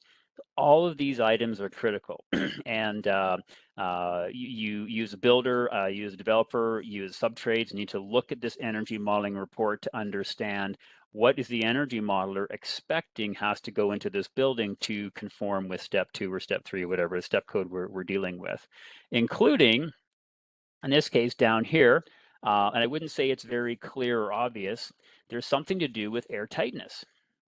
So here you can see reference to the City of Vancouver recommended rate, 0.2 liters per second per square meter, and it even provides some nice detail, including that rate, by the way, applies to the above grade walls, and it also mentions natural infiltration rate. So it's very good wording to make it very clear that that is in fact the target. It doesn't necessarily mean that anybody on your construction team really understands how to get there. And that's why we'll talk more about the plan. But the point to this is, please be very aware in your energy modeling report, in your construction recipe, what is the air tightness target your building needs to achieve. Okay, if you are not sure, or dare I say, confused about the numbers, you're in good company. Everybody's confused about the numbers. I almost everybody. Don't be surprised if your colleagues and other companies are also not sure. Air changes per hour and infiltration rates and natural infiltration rates, and then there's an infiltration rate at 50 pascals and at 75 pascals. And are we supposed to pressurize and depressurize, or just pressurize, or just depressurize? And do we have to seal things up, and under what conditions? It goes on and on and on. Here are the basics. City of Vancouver talks about a natural infiltration rate. So we've seen a couple examples of that from Ajeen and from myself here on the last few slides. So this is the liters of air that infiltrate or pass through every square meter of the above grade walls. So what that means, it doesn't include the roof, it doesn't include the below grade walls, it doesn't include the below grade slab or suspended slab. It's just the above grade walls. And at what pressure? Your air tightness target doesn't sort of make any sense. It's not complete unless it refers to an air pressure target or difference, or pressure difference that number relates to. So this is that natural air pressure, which is defined at 5 pascals, and natural being the normal operation of your building, not when your air tightness tester is sucking the life out of it with all their fans. So City of Vancouver cites this natural infiltration rate, and the number that we're all used to right now is 0.2 liters of air passing through a square meter of the gross wall area per second under natural air pressure conditions, again, about 5 pascals. Okay, now, that doesn't necessarily mean anything to anyone until you try and relate it to other things, and that's what we're working our way towards. If you're used to Part 9 buildings or passive house buildings, you'll be probably used to another metric, air changes per hour at 50 pascals. So this is another way to express leakage based on measuring or calculating the number of air exchanges every hour due to that air infiltrating, passing through the entire envelope area at a 50 pascal pressure difference. So this is basically when the energy advisor is depressurizing the building with their fan system. Okay, so it's a different way to measure the air tightness, and we'll see things like 1.5 ACH at 50 pascals. So it's expressed like that. You might be familiar with BC housing targets. We have a number of clients who are dealing with step code now that in the past, 3, 4, 5 years ago, or maybe still today, are also dealing with BC housing project. So you might be used to another way to express an infiltration rate, which is an infiltration rate at 75 pascals. So it's an infiltration rate kind of like the City of Vancouver, except it's not at natural air pressure differences. It's at a forced 75 pascal pressure difference. Okay, and it's expressed something like this. Again, it looks kind of similar to the City of Vancouver number up above, except it has the at 75 pascals, meaning it's not at natural air pressure conditions. It's at a forced or induced 75 pascal difference. Okay, and these aren't even all the numbers or the different ways you can measure air tightness. Fortunately, there are ways, or there is a way that we can convert one to another, and that's what we'll see. Okay, so again, if you're confused, if this is not 100% clear to you, join the club. If it is 100% clear to you, then I probably need to ask you a few questions and get a bit of your insight. But for most people, including ourselves, until last couple of years, it's very challenging to understand and relate and appreciate how these different numbers connect one to another. Okay. Now, again, fortunately, there are ways to convert. So we have a calculator, for example, and you can develop it yourself based on some information in the City of Vancouver Energy Modeling Guidelines. You can actually convert that City of Vancouver number to an infiltration rate at 75 pascals, and you can even go from there to an ACH at 50 pascal number. And we found that to be very important, taking the City of Vancouver number and converting it to an ACH at 50 pascal number, because a lot of clients, at least that we deal with, they have been used to dealing with Part 9 buildings, Step Code or Built Green or Energy Star, something like that. They've been used to, for the last maybe decade hearing about ACH at 50 Pascal numbers. So we can maybe use this conversion to help them to relate to the ACH at 50 Pascals for their Part 3 building. And then we can actually compare it to the definition of a tight building, which is passive house, which requires an ACH of 0.6 at 50 Pascals. And what we're finding is that the 0.2 liter per second per square meter natural filtration rate cited by the City of Vancouver is actually surprisingly close to the passive house airtightness requirement of 0.6. And that's actually quite a relevant thing to understand, because what it means is it kind of helps put a bit of a definition or context on how airtight or not the City of Vancouver requirement is. So if now we start to realize that 0.2 liter per second infiltration rate City of Vancouver stipulates, which in turn is what's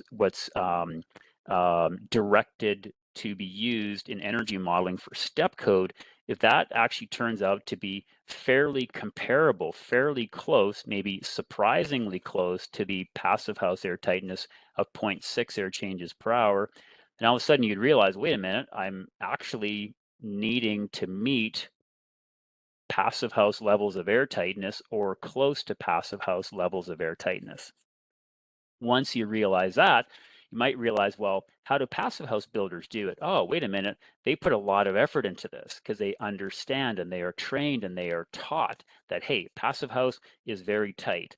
Your entire team needs to be on board with this. It takes a lot of effort. You have to have a plan. You need to train your trades. You need to do mid-construction testing, maybe to check things out, to confirm that things are on track. You need a good plan to execute this levels of air tightness.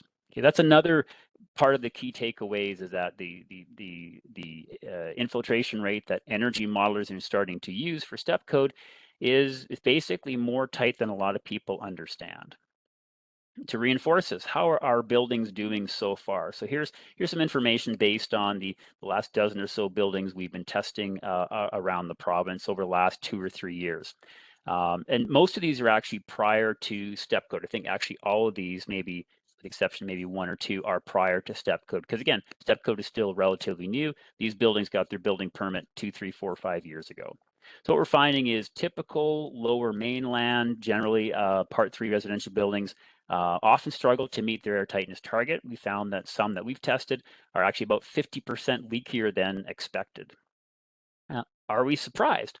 Well, maybe not really, because prior to these builders having their buildings tested, they haven't had to go through air tightness testing. So all of a sudden, I mean, they're basically just getting information on the current status quo state. So it just turns out that in a lot of cases, work needs to be done. And again, it leads to the need for a plan for better details, better training, et cetera, to execute better levels of air tightness. There's a lot of information here, but this is, in summary, this is just a list of the last, I think there's 13 buildings here that we've tested. Now these are various different sizes, and in here there are some that are targeting early levels, levels of step code, lower levels of step code. There are some that have targeted passive house and have done very well. There's some that were just targeting the BC housing requirements, which is not as airtight as City of Vancouver. The main takeaway I want to point out is, first of all, we should knock 3 of these off, because 3 of them are passive house buildings. And you can kind of tell the ones with the lowest numbers are the passive house buildings. They're doing very well. So when you think about how they compare to the this column over here on the far right is another fancy name for the City of Vancouver 0.2 number. You can see the top 2 values are well below the 0.2. And this one down here in the middle is also well below. And of the remaining 10, I think, the 5 in red, so 50% of those buildings that are left over that are not passive house weren't built tight enough to meet the City of Vancouver requirements. They're good builders, good trades, nothing wrong with the building. This is just, in my view, just evidence that of the idea that the way we've been building so far is not going to guarantee you're going to get to your 0.2 infiltration rate target. And at least in some cases, improvements will need to be made. Okay, so the key message there is doing what we have done so far as an industry will not get us to the new air tightness target. So some improvement, some change needs to be made. Again, remember, and hopefully this is coming together a little bit. Yeah, there's a lot of challenges in developing this air barrier system. We saw all these points before. Multiple trades, not enough drawing details, maybe damage done during construction. Yes, visual checks, but it's easy to miss stuff during visual checks. So it's almost sort of a minor miracle that some of these buildings do end up being very airtight. There's also a couple additional challenges of air tightness targets I'd like to throw in here, especially now that we've seen some examples of the energy modeling report. So one thing is, and another reason why you want to be very, very aware of your energy modeling, of the air tightness target in your energy modeling report. We've just gone through a couple of slides to explain that the 0.2 infiltration rate is already quite tight. Your energy modeler could look at using an even tighter number, and the benefit to that is if they use a tighter number, it's going to be easier for your building to meet your TEDI and your TUI target. Okay, so your energy modeler may be inclined to use a lower or tighter air tightness target, but that could end up being a big challenge for you if you're not prepared to achieve that air tightness target. Super easy to stick a number into a model, much more difficult to actually achieve that number on site. So first and foremost, does your whole team understand the implications of whatever your air tightness target is? And if you end up agreeing to use a more aggressive or tighter air tightness target, or the benefits that would give, does your team understand how tight that is going to be? I mean, if 0.2 is already fairly close to passive house and you cut that number in half, now you are really trying to achieve a very airtight building. Now, when you're going there, because eventually you will, remember, we're not going to just stick at step code level 1 as we move to level 2, level 3. City of Vancouver starts talking about lower levels of air tightness, a lower infiltration rate, and in fact, down the road, we look at 5 years, 8 years, 10 years, 15 years down the road, you will literally be building your buildings tighter than passive house buildings. So how do you get there? You have to have a plan. Well, you should have a plan. I think it's highly recommended. It's a very good idea. Have a plan. Please have a plan. Okay. Think of it as IDP. Kevin had some great slides when he started this morning about some of the idea of IDP applying to step 5 for Part 9 buildings. Integrated design process is a great application to an air barrier strategy, an air barrier plan for your building.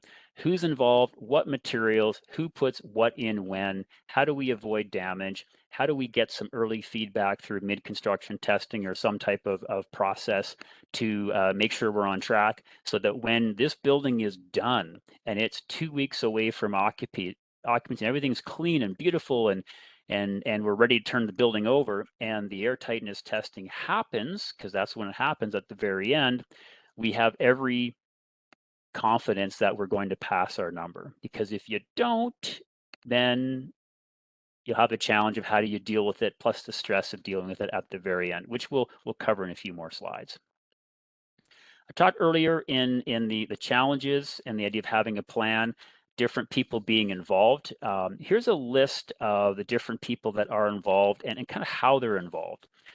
So the applicant, usually the developer, the municipality will consider the air tightness of the building as your responsibility. So that's good to know. It's not the air tightness tester's responsibility. It's not your architect's responsibility. Ultimately, the municipality will very likely, if not at least in Township of Langley, they'll consider the responsibility of the building meeting its air tightness target, that of the applicant. The architect do amazing drawings, amazing details. I think what we'll start seeing is architects will start getting used to providing more air barrier system and material details. And I'll show some examples coming up in a bit. Envelope engineer. You're dealing primarily with water. I know some of you already deal with air. I think it'll just become, dare I say, call it status quo, or it'll be more important for envelope engineers to be more involved in the airtightness details as well. The architect and the envelope engineer are visiting the site, doing visual checks. That can be a great way to get some more eyes looking at air barrier details as well. The site super, that could also be the person designated as the air boss. Somebody on site who's there day in, day out needs to have a good, clear, keen understanding of the air barrier details for this particular building. Need to be able to check work on site, need to be able to address questions from the trades, get questions up to the architect or the envelope engineer as they come, and then back to those trades so the trades can do their details appropriately. The trades and all those different trades, and we'll see a list coming up in a bit, they need to know how their work is going to positively or potentially negatively affect the air barrier system on this particular building. They can't assume that poly is going to be used everywhere. All of a sudden, they might go to a building where there's going to be an exterior peel and stick membrane, and that's a different air barrier type of system with different implications. So trades need to come along. They're actually building the building. They're making the holes in the air barrier. They are hopefully sealing up the holes in the air barrier. They are actually putting the pieces together to make this building airtight or not. The tester, your testing organization or company, they'll be doing the testing at final. Maybe they'll engage in for the mid-construction testing as well, and potentially for some additional services that can help you along the way, which I'll bring up in a bit. There's an idea of information flow as well, which I'd like to highlight. Information can go, down the list from applicant to architect, general engineer, et cetera. But also let's be aware information can very much flow up. And I 100% encourage the sub-trades to bring questions. You are the people who are on site dealing with this penetration going through this part of the envelope. What is the appropriate material to seal it with? Is it even a penetration in the air barrier? Do I need to worry about it? Ooh, I damaged something. I see some damage that somebody else did. Let me alert the site super or the air boss to let them know so it can be addressed. This stuff needs to be addressed before it gets covered up. When it gets covered up, it's just hidden from sight. It is not going to be hidden from the blower fan test. The blower fan test will reveal all the leakage. It'll measure all the leakage, whether it's buried 18 layers deep behind drywall, insulation, other things. If there's a hole in your air barrier somewhere, the air leakage test is going to find it. So it's critical to seal it up as this is found during the construction. What does a plan for airtightness look like? So here's an example, and this comes from a passive house build. So thank you to the architect who allowed me to use this, Scott Kennedy. Appreciate this opportunity. So here's a rendering of their picture of their building that's targeting passive house. So they're going in knowing they have to achieve a high level of airtightness. So how are they going to do this? Now, for anybody who still is unsure about the comparison, let's actually look at it in this particular building. So this is, again, targeting passive house. So I'm sure everyone would recognize this is going to be a tight building, 0.6 air changes per hour at 50 pascals. Gee, I wonder how tight that is compared to the city of Vancouver natural infiltration rate. So everybody's using the 0.2 number for this particular form factor of building targeting passive house. The 0.6 passive house air changes per hour at 50 pascal number, it equates to a natural infiltration rate of 0.15 in this building. Another way to look at it is if you were building this building just to step code step 1, your energy model would probably assume an infiltration rate of 0.2 liters per second per square meter as per the City of Vancouver guidelines. And then if you converted that to an ACH at 50 pascal number, you'd be somewhere around 0.8. And then, hopefully you'd say, well, 0.8 is pretty darn close to 0.6 passive house. Passive house people know they have to have a good, robust plan to get to the 0.6. I got to hit 0.8. that's pretty close. I better also have a plan. Okay, so again, we can see that this is another example of that passive house level of airtightness is actually pretty darn close to City of Vancouver requirement. So if passive house builders have a plan to hit their number, do you have a plan to hit your City of Vancouver number? What does a plan look like? So a reminder of identifying the location of the air barrier system. Is it going to be an internal system or an exterior system? And the reminder of the continuity. So drawing a red line or some other color of line around the boundary of each floor plan helps remind all the subtrades, look, this is our air barrier system. This is where it is going to be in the building. If you're penetrating something through here, we have to think about how it gets sealed into that air barrier system. Same deal with the cross sections. Where is the location of the air barrier system? Oh, I see my roofs are involved. Not just my walls, my roofs, even my floor, even the thump level of my elevator shaft is involved in my air barrier system. Then we need to look at the materials that make up the air barrier system. So for this particular building, they're going with this particular product. So now they need to let all the subtrades know this is where our air barrier system is.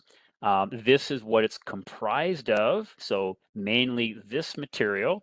And then all the subtrades that are using that material or working around that material need to know how to use it properly. So something as seemingly basic as please read the instructions becomes very important.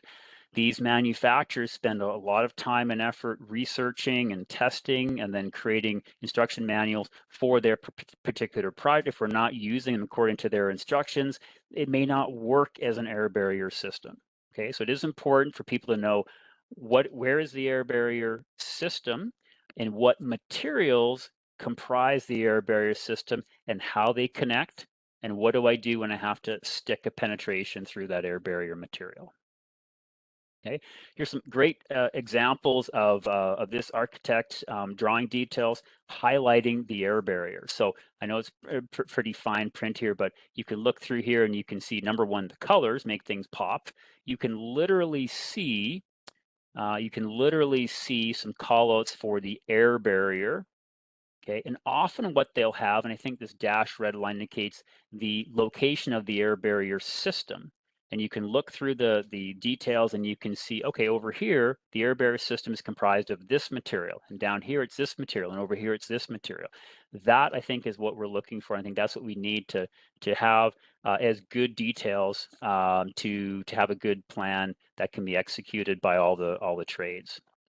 My personal suggestions, based on what seems to work and help people on site, is better details look something like this. You might even introduce color, which is fantastic, really makes things pop.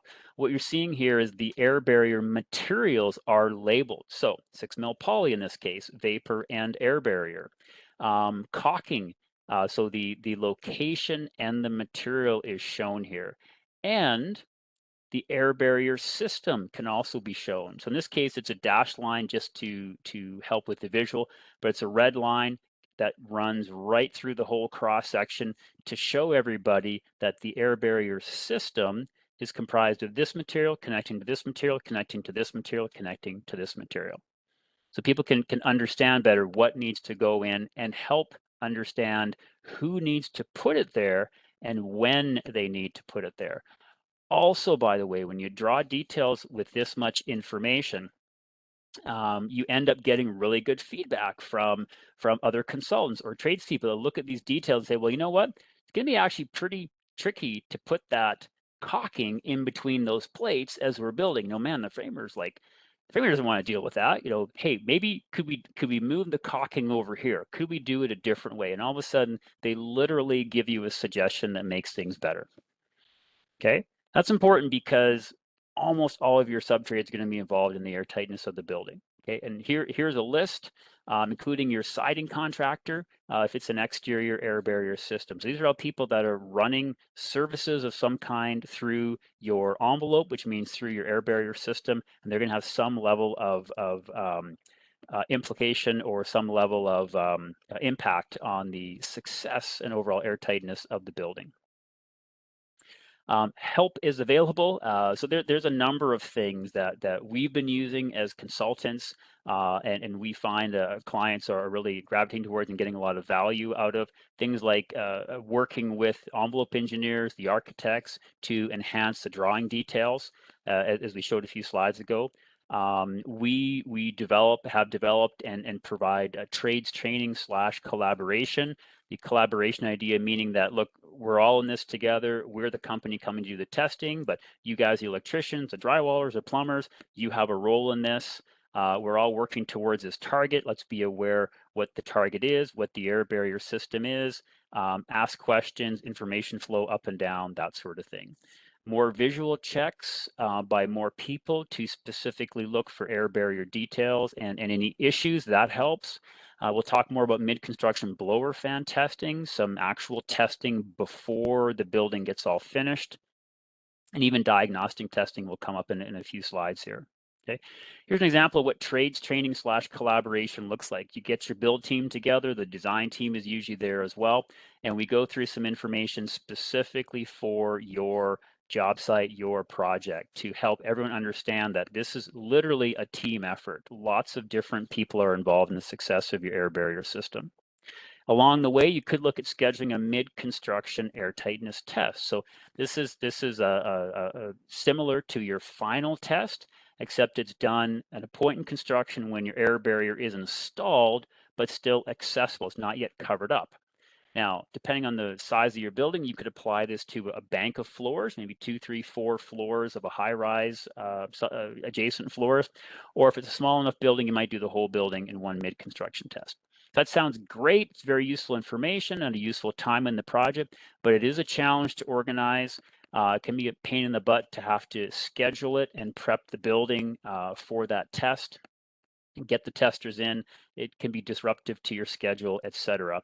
But it can provide very good results. We can both calculate an airtightness number to compare to your final target, and also use some diagnostic air leakage processes to show you and demonstrate where the leakage is. So for example, this is a building where we did a mid-construction test quite early on the first floor. And what we did, we had to work with the builder to give them a list of things they had to prepare. So they had to put a bunch of work into preparing that first level for the test. And then we pressurized and depressurized that level. We got our numbers. The numbers were actually very good, so that was very positive. And then to try and understand where the leakage is occurring, the little bit that there was, we pushed a bunch of theatrical fog into that entire floor.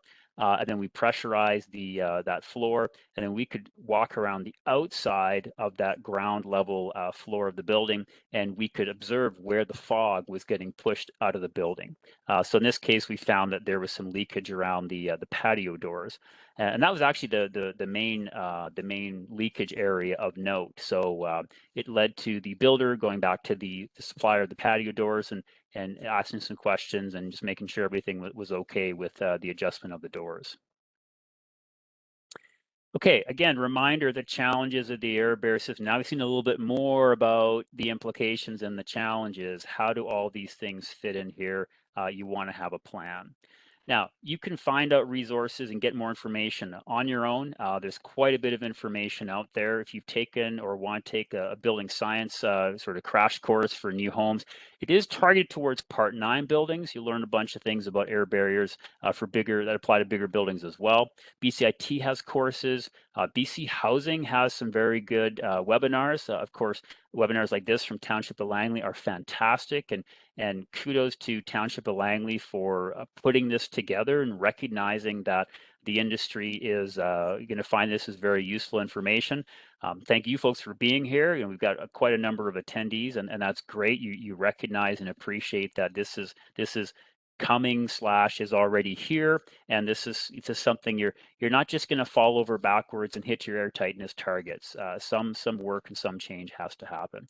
So resources are available, of course, consultants, envelope engineers, testing companies like E3 Eco Group. We're learning more, and we're gearing up to provide the testing and all the additional services as well. All right, let's speed through the last few slides here.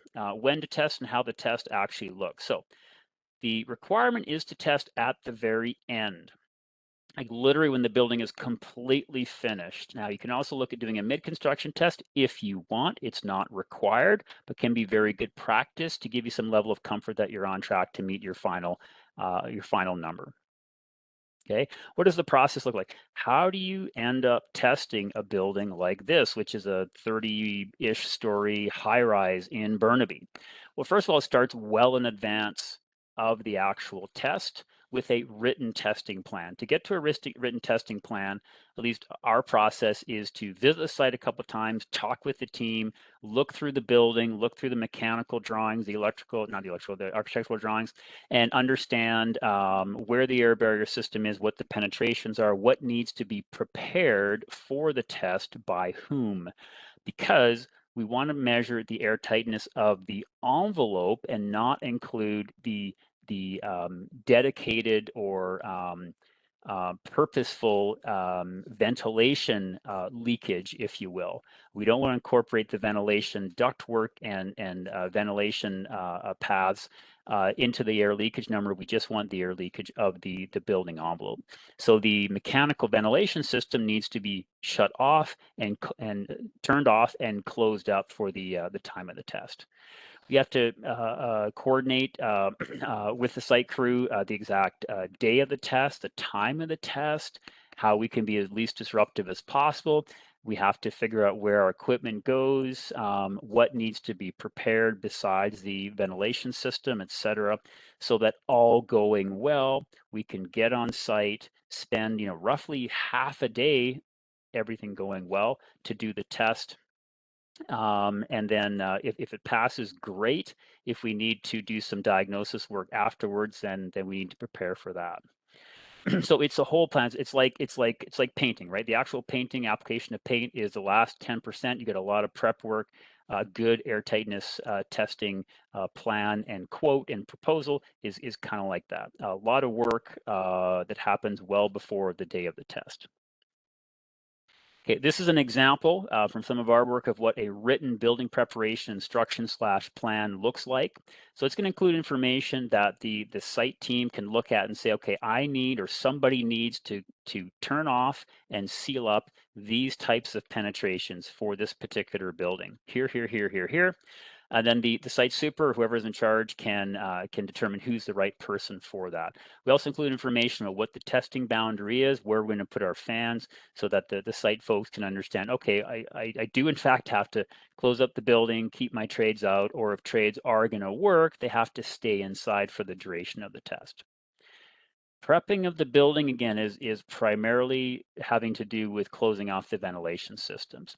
So we recommend, based on our experience in talking to various clients, that the builder engage the HVAC contractor on the job to turn off and seal up the ventilation penetrations, particularly the primary ones. For example, maybe they make up air handlers on the roof.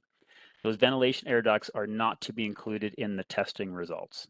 Okay, so especially the bigger equipment, we recommend the HVAC contractor, the most appropriate person to handle that equipment, turn it off, seal it up appropriately, then after the test, unseal it, turn it back on, make sure it's back to normal operating conditions. And again, that would primarily apply to the big stuff on the roof.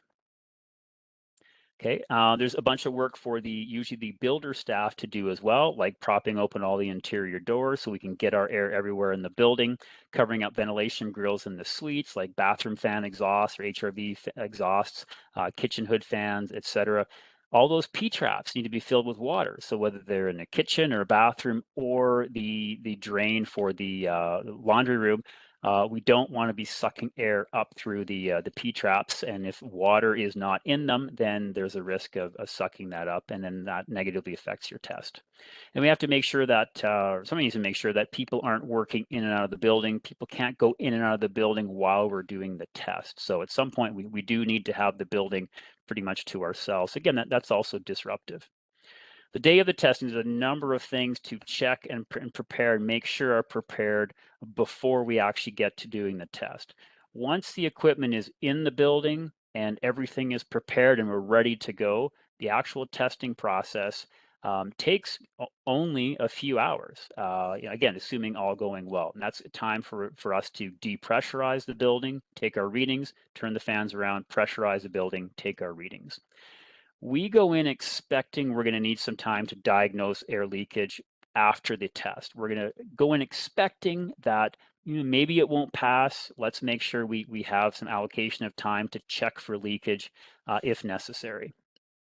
Here's what it looks like. So this picture here is an example of some of the last minute prep and checking. There's almost always something to do the last second, depending on how much of the list, the preparation list, the builder was able to get ticked off. This is what the setup of the equipment looks like. So we'll mount these banks of fans in different parts of the building, connect them with these internet cords, and then run everything off a central computer system. And all going well, it does work pretty well. Quick idea of cost. You can get the idea that there's a lot of prep work, there's a lot involved, there's a bunch of equipment, a bunch of people, etc. I'd recommend thinking about this range of pricing, $8,000 to $10,000 for a mid-construction apartment building test.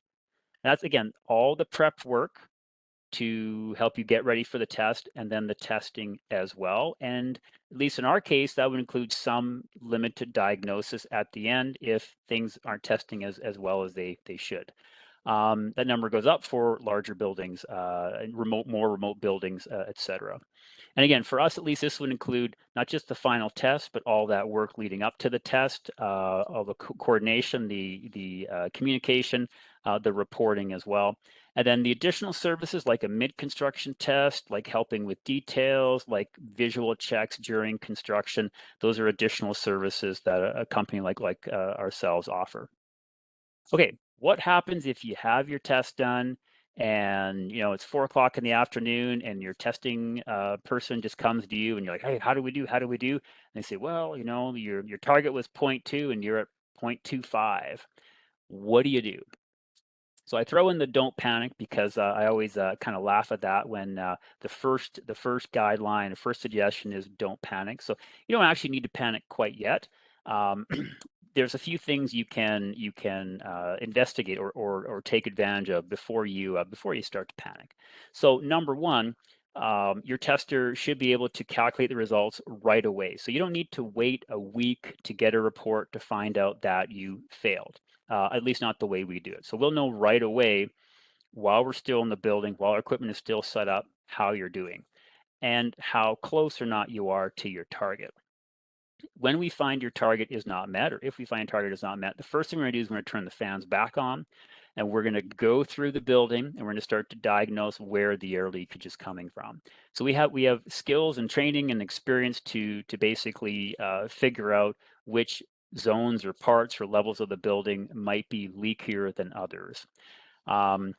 Depending on how significant the issues are, we will literally stay on site. We're happy to stay on site for an hour or 2 or 3 while whoever is appropriate fixes those issues.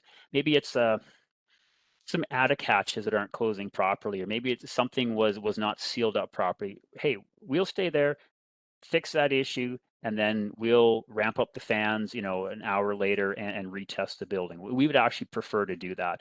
Worst case, we have to address it. We have to indicate what those things are to you, and then you take a day or 2 to fix it, and then we have to come back and put everything back in the building and retest. If it turns out that you can't find your leakage, or despite your efforts, you're still a little bit higher than your target, remember, in the energy modeling report, in the compliance with step code for Part 3 buildings, you show compliance by meeting a TEDI and a TUI. There is some amount of leeway, maybe not much, but some amount of leeway in the energy model for a little bit more air leakage.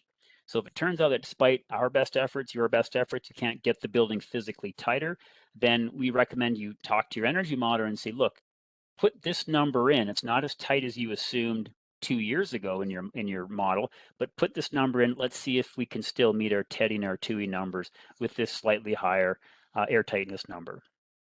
Now, again, it's not a guaranteed pass or a guaranteed fix, but sometimes if you're just barely failing your number, the energy model can actually absorb that and can still work.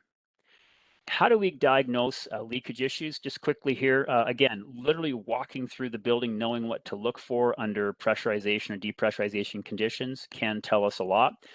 We use infrared cameras combined with pressurizing or depressurizing the building to pick up on where air is leaking in or blowing out of the building.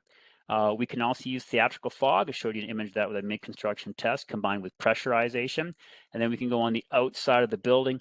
That's actually a very good visual tool. You can show your sub-trades. You can have your envelope engineer, your architect there, whoever you want at that test, and everybody can see where the fog is coming out, and then everybody learns where the issues are, which is really the whole point. Okay, again, actually, I actually sort of mentioned this already. This is just a recap of possibly your energy modeler can actually accommodate a little bit more air leakage, again, based on it's a TEDI and a TUI target that you have to achieve. All right, and we're getting towards the end. So a reminder of the key takeaways. Step code has targets through your energy modeling report that you have to achieve. And now your buildings have to meet those air tightness targets. You're not necessarily going to be guaranteed to hit your air tightness targets if you follow the steps you've been following over the last several years, unless, of course, you've already been meeting air tightness targets. So the recommendation is have a plan from the start, get the right people involved to know what to do, when to do, who to do it. Share knowledge and collaborate. Make sure you talk to your trades. Make sure information trickles down and also trickles back up. Take advantage of mid-construction testing if it makes sense for you and for your project. Be aware this is a new requirement. You got to fit it into your schedule. You know, it is a bit disruptive and it does have cost to it. So it's got to fit into your schedule and to your budget. But failure is not an option. You have to meet these targets. Otherwise, you're at risk of not getting your occupancy permit. Okay, but there is a benefit as you move towards mastering air tightness. The better and more reliable you can build an airtight building. You can take advantage of that in your future building, in your future energy models, and you can actually potentially do less somewhere else and maybe even save costs on other parts of your construction if you're able to reliably bring your air tightness down. And that's it. Those are my slides. That's my presentation. Thank you for listening. And if we have time for any questions or any discussion, let's open the floor for that. Thanks so much, Einar. We're acknowledging the time right now. I'm just going to go through a couple closing slides, and then for those that can stay, we'll have a few questions answered by Einar live. But if you can't stay, that's totally fine. There's a lot of great dialogue in the chat, a lot of great questions. They will be answered on a document and sent out to everybody. So if you can't stay, no problem. Go on with your day, and you will be able to read the answers.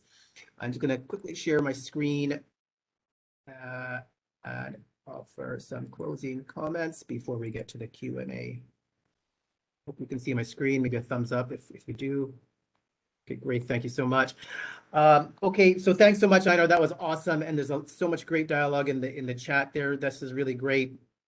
Really happy to see everybody be involved, and there's a full spectrum of questions all over the place. So we'll answer a few questions, particularly to Einar, and the rest will be in a document. I want to highlight something very, very important. This is a resource for all of you in the room.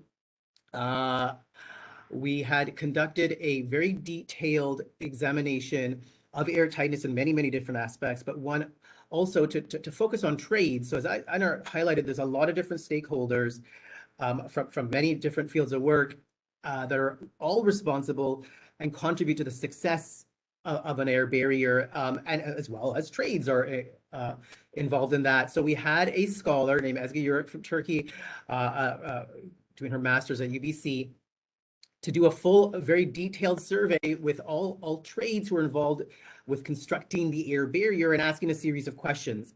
And this is not to point fingers or look at who's responsible, who's making mistakes. It's what what have you learned, and what are you responsible, or what do you know you're responsible for, and to highlight gaps, if any, and start looking at them. So we have a very detailed report. It's on our website at GB Learned, on our website. You can take a look at it. I'll highlight just this little blurb here at the bottom. This is one of many, many interesting things we learned from this report. And as he notes, in addition, the trades could also be trained on different air barrier methods, such as airtight drywall, mechanically fastened sheathing and liquid applied sheathing approaches. The most common industry practice is use of polyethylene for the barrier. This leaves a great opportunity to extend the use of exterior air barrier methods, which might be more efficient depending on the project's circumstances. And I noted one of the attendees asked a question about, I think, different air barriers. So here's a bit of an answer, and Einar will focus on that as well. So this is a wonderful detailed study, very high quality on our website. I won't go into too much more detail here. We just don't have time. And this little graphic on the right here is just basically showing that we looked at a variety of different trades, asked a series of different questions, which kind of cascade through this matrix to identify, kind of what stage of the construction of an air barrier are you fully educated on. You might know all the basics, but you might be missing a few gaps, or you might not know any of the basics. You've never been exposed to some of this this knowledge. So there it is. I'll leave you there. Credits. We offer credits for the bodies above. Most of you are familiar with this stuff. You will get some kind of email that's going to highlight or give you a receipt of attendance. Okay, that's it. That's it from myself. So, oops. I'll pass it back to Einar, Einar and Sarah to go through a few questions, and we'll probably wrap up in a couple minutes, I think. Yeah, I think we'll have a hard stop at say 11:15. So we'll get through a few, but we probably have like 10 or 15 questions for you, Einar. So I'm going to start at like chronologically, which one came in first. Okay. So can you please comment, in your opinion, whether exterior or interior barrier has had an impact or made any difference in achieving higher or better air test results in Part 3 buildings? Okay, so based on what we see and based on how we think about things, we would lean towards an exterior air barrier system. Now, sort of it's always an it depends answer. So it would depend on the form factor of your building, how well that would work. But I think generally speaking, you probably will have the best chance of success with an exterior air barrier system that is comprised of a self-adhered membrane or spray applied membrane, something like that, versus a mechanically applied membrane. And as an example of that, one of the buildings on our table that I showed through the slideshow there, the one that performed the best, it was targeting passive house. It literally came in 3 times tighter than passive house. It came in at 0.2 air changes per hour. And it used a self-adhered peel and stick type of exterior membrane. But the magic isn't in a particular material. The magic is in how the system gets put together. So another builder could do an amazing job with an interior air barrier system, provided their details are very good and the knowledge of their trades is excellent. Okay, great. The next question, it's a little bit misworded, but I'll try and make it understandable. So how do you do the blower door test and calculate air leakage only for walls? And then in brackets, if the building has decks or a suspended slab with occupied conditioned space? Yeah, that's a great question, actually. I didn't even think about trying to answer that, but that's a very good question.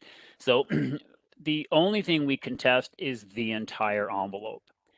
So what we actually do is we don't directly measure the City of Vancouver infiltration rate because, number one, that's at natural pressures, and also that is an infiltration rate applied to just the gross wall area. So we have to measure the infiltration rate of the entire building envelope usually at 75 pascals. And then we do a little calculation that's outlined in the City of Vancouver Energy Modeling Guidelines to convert that to their natural infiltration rate and then compare it to their number of 0.2. So if that sounds a little bit convoluted, It is. I don't know what the reasoning is for the city of Vancouver to use that particular infiltration rate at natural pressures for just the wall area.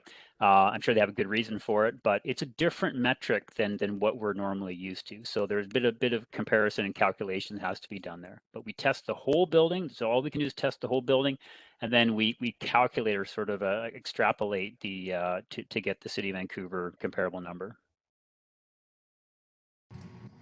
Okay, thanks, Einar. We have 2 minutes left.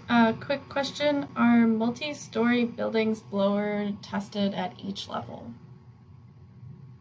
Usually not. If it's something like an apartment or a condominium building where there's common hallways and corridors, and basically all the spaces can be opened into interior corridors and stairwells, then the idea is you would want to test the whole building all at once. You can, like we actually have the equipment and the ability to test level by level, but the problem with that is you get less accurate results. There's always some overlap in air leakage through the floors or through the ceiling system when you try and separate level by level. It's you're gonna get better numbers, more accurate numbers, and lower numbers of your envelope leakage if you can test the entire envelope all at once. Now, I will mention that breaks down a little bit when you're dealing with stacked townhouses, because stacked townhouses have exterior entrances. So you might have a fairly large building, but none of the interior spaces are interconnected. So then we are stuck having to blower fan test each individual unit, and then the party wall leakage becomes an issue. So either the builder has to build the party walls super airtight, which is another part of air barrier systems, or the builder could put holes or leave holes in the party walls, which might sound very strange and is very strange, but if they leave holes in the party walls and the whole building can be interconnected, that almost never happens. Or more realistically, the airtightness tester would do pressure balance testing to at least minimize the leakage through the party walls, because ultimately what we want is the envelope leakage. So stacked townhouses are basically a lot more work to test because the spaces are not interconnected. Okay, thanks, Einar. I think we're at 11:15, so we should probably cut it off for now. Kevin has posted a link in the Questions chat. are great, so you probably recommend this anyways, but if there's questions that you'd like to send me that I could help out answering afterwards, please do. Yeah, and Thanks so much, Einar. we'll send you some unanswered questions too, Einar, because we have Okay. like our Q&A document as well. Okay, everybody, thanks so much. And for those of you that could stick around, that's really great. And I don't think we got to all the questions, but as noted, Sarah will issue a summary of all of the questions here in the chat answered by the Township and Einar within the next couple of weeks, I think. So again, thanks for attending today. That's really great. And thanks for making the extra time. There was a lot of stuff talked about today. I think we went a little bit over as our intro was a bit longer than usual, but as noted, it's a bit more of a high priority discussion here that when we talked about our step code non-residential potential adoption scenarios. Again, thanks for making the time. Our next lecture is scheduled for, or is planned for, March of next year. So look out for some communication prior to that to register. And again, thanks for your time. We'll see you soon. Thanks, everyone. Thank you.